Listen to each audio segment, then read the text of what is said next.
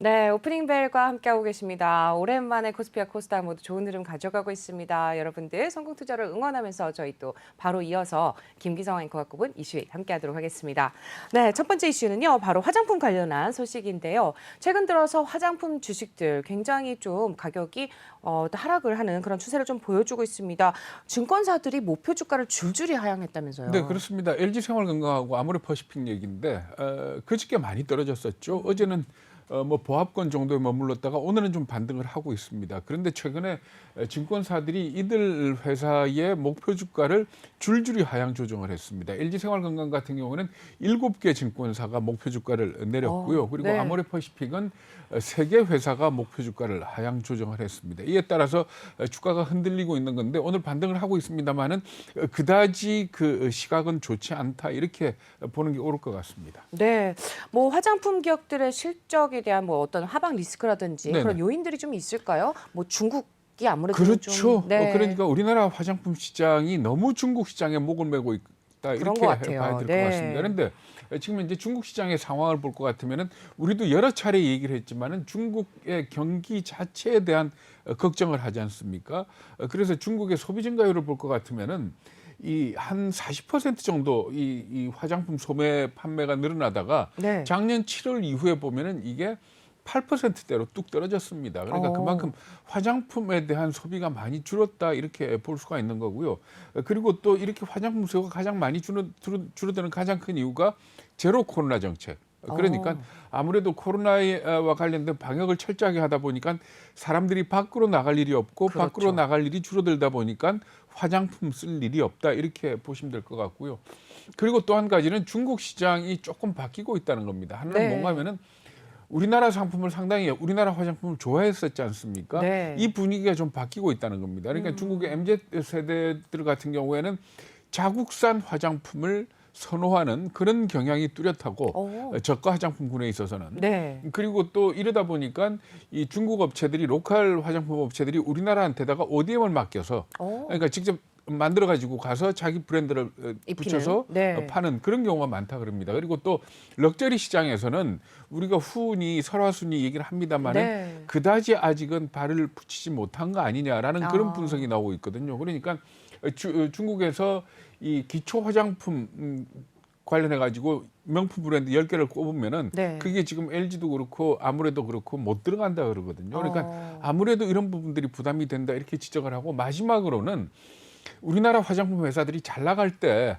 제대로 우리 이미지 세팅을 못한 거 아니냐라는 그런 지적이 아, 나오고 있습니다. 어떤 건가 하면은 따이궁을 이용한 영업 전략에 상당히 집중을 했었던 그런 회사도 있습니다. 그러니까 아, 따이궁들이 면세점 가서 어떤 회사의 제품을 갖다가 많이 사면 할인을 많이 해주는 그런 음, 전략들을 썼었거든요. 그러다 보니까 네, 따이궁들이 와가지고 그 물건을 소위 그 시쳇말로 도리를 해갖고 가서 중국에서 그렇죠. 팔고 그랬는데 네, 중국 시장에서 한국 화장품에 대한 인기가 조금 떨어지니까 이 따이궁들이 뭐라고 욕을 하는가 하면 할인율을 더 더 세게 달라. 달라. 뭐 네. 이런 상황이니까 결국은 발목이 잡힌 그런 꼴이다 이렇게 보시면 되는 겁니다. 그러니까 과거에 잘 나갈 때 확실하게 고급 브랜드로서의 이미지를 탄탄하게 다져놨더라면은 좋았을 텐데 그러지 못한 게 좀 아쉽다 이런 지적들을 하고 있는 겁니다. 네, 굉장히 좀 아쉬운 부분이 없지 않아 있는 것 같습니다.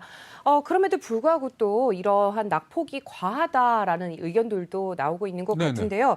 좀 좋아질 전망은 없을까요? 일단은 조금 비관적으로 보는 것 같습니다. 그 이유가 중국 시장입니다. 역시도. 그러니까 네, 중국의 경기가 좋아질 것이냐 이 부분에 대해서 우리 여러 차례 얘기했지만은 아무래도 그렇죠. 2022년에는 하방 리스크가 클 것 같다라고 얘기를 하지 않습니까? 그러니까 전반적으로 헝다 사태 이후에 중국 경기가 지금 살아날 조짐을 보이지 않고 있기 때문에 이게 상당히 부담이 된다 이렇게 얘기를 하고 있고요. 그리고 또 하나는 제로 코로나 정책을 중국이 빨리 털지는 않을 것 같다는 얘기입니다. 물론 어, 베이징 올림픽이 끝나고 난 뒤에 제로 코로나 정책을 어느 정도 포기할 거다라는 얘기가 나오긴 합니다. 그렇지만은 중국이라는 나라의 특성을 봐서 이런 그 대놓고 제로 코로나를 갖다가 혼자서 해왔던데 이걸 갖다 과연 걷어들일 수 있겠느냐 하는 이런 지적들이 있고요. 그리고 또 이 시진핑 주석의 대표적인 정책이 공동부유 정책 아닙니까? 그렇죠. 공동부유 네. 정책에 여러 가지 면이 있습니다만은 사치품에 대한 좀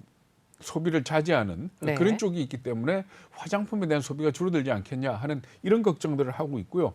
그리고 아무래도 경쟁이 심화되다 보니까 이 단가 경쟁, 가격에서 아무래도 좀 싸질 수밖에 없고, 그리고 또 요새 왕홍에 지나치게 의존을 한다 그럽니다. 그러니까 이 중국의 인플루언서죠. 왕홍에 의존을 하다 보니까 여기에 생산 이쪽 판매 비용이 너무 많이 들어가서 수익 자체가 좀 떨어진 거 아니냐, 이런 지적들이 있기 때문에 당분간은 좀 화장품 시장에 크게 기대를 거는 거는 좀 어렵지 않겠냐라는 그런 차원으로들 접근을 하고 있는 것 같습니다. 네. 그런 것 같습니다. 지금 또 화장품과 관련한 이슈 첫 번째로 좀 살펴봤고요. 이어서 두 번째 이슈도 말씀 나눠보도록 할 텐데 이번에는 미국 쪽으로 좀 건너가 보도록 하겠습니다. 미국을 중심으로 해서 직장인들이 일하기를 거부하는 엔티워크라는 이런 움직임이 좀 일어나고 있다라는 소식이 있네요. 네, 미국의 그 주식 투자 관련해 가지고 밈 주식으로 관심을 끌었던 커뮤니티 사이트 레딧 네, 아시죠? 레딧이요. 이 네. 레딧에 새로운 커뮤니티가 하나 등장을 했는데 사실 새롭지는 않습니다. 2013년에 생겼다 그러니까 네. 그 커뮤니티 사이트 이름이 뭔가 하면은 안티워크입니다. 일하는 거 싫다. 네. 안티워크라는 건데 이게 2013년에 생겼는데 작년에 어느 정도였는가 하면 지난해 10월에 한 18만 명 정도의 회원을 갖고 있었다 그러거든요. 그런데 이게 지금 현재 160만 명으로 급격하게 늘어났다 그럽니다. 여기 뭐 안티워크 이름만 들어봐도 대충 아시겠지만은 네. 이 사이트의 모토가 뭔가 하면은 가능한 한 적게 일하고 또 자영업 등으로 전환하기 위해서 직장을 그만두는 거를 갖다 목표로 하는 그런 사람들의 모임이다, 이렇게 보시면 될 것 같습니다. 그러니까 어떻게 본다면은 이 코로나 사태 이후에 미국의 이 노동에 대한 가치가 상당히 많이 바뀌고 있지 않습니까? 그렇죠. 이런 것들 때문에 이 대퇴사의 물결이 일고 있고, 네. 이런 거 관련해 가지고 미국 경제에 크게 부담이 되는 거 아니냐라는 그런 차원으로 접근을 해야 될 것 같습니다. 네. 뭐 일단 회원들 방금 말씀하신 것처럼 레딧의 회원들이죠. 이렇게 네. 커뮤니티에 글을 올리고 있다고 하는데 주로 어떤 글이 올라오고 있을까요? 근데 이 안티워크 커뮤니티에 올라오는 글을 보면 제일 인기 있는 글이 뭔가 하면 네. 사직서를 사진 찍어서 올리는 거라 그럽니다. 네.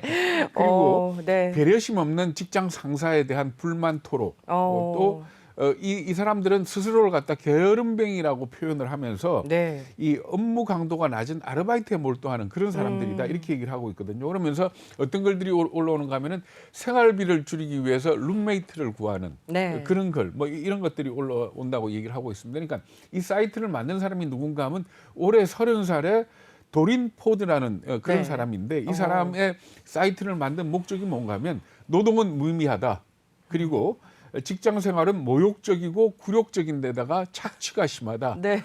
라는 걸 갖다 이 사이트의 네. 정신으로 삼고 있다 그럽니다. 그래서 근데 이 지금 이 안티워크 사이트에서 활동하는 이 회원들이 이렇게 자신들을 갖다 게으름뱅이라고 얘기를 하면서도 집단 행동에 나섰습니다, 최근에. 그렇죠. 네. 어떤 집단 행동에 나섰는가 하면 켈로그가 최근에 그 노동 파업이 있었지 않습니까? 네. 그랬을 때 켈로그가 이 파업에 대신할 근로자들을 모집을 했었거든요. 그랬더니 안티워크 회원들이 가짜 원서를 갖다가 마구 내가지고 어머, 네. 그걸 갖다가 방해를 했다 하는 그런 얘기까지 있습니다. 네.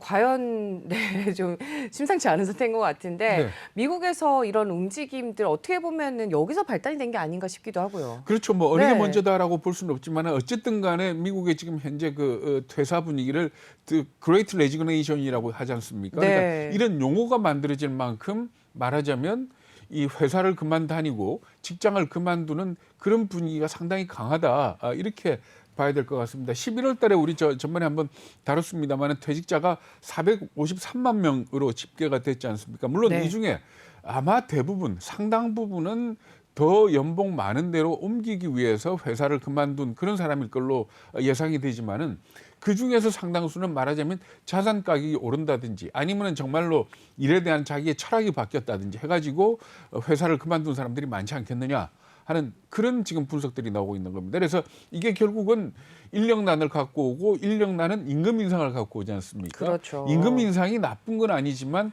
임금 인상이 급격하게 일어날 경우에는 이게 인플레이션의 원인이 된다라는 측면에서 걱정스러운 눈치로 쳐다보고 있는 겁니다. 네.